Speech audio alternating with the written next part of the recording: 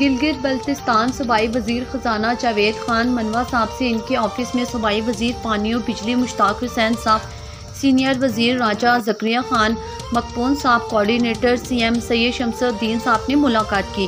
गिलगित बल्तिस्तान के मसाइल के हल, हुकूमती मामलात पर और बाहमी दिलचस्पी के अमूर पर तबादला ख्याल किया गया।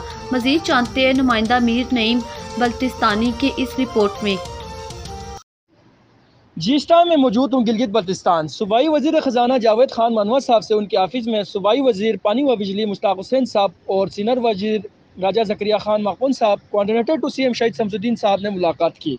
गिलगित बल्तिस्तान के हल, हुकूमती मामलात और बाहमी दिलचस्पी के अमूर पर तबादला ख्याल किया गया। जी।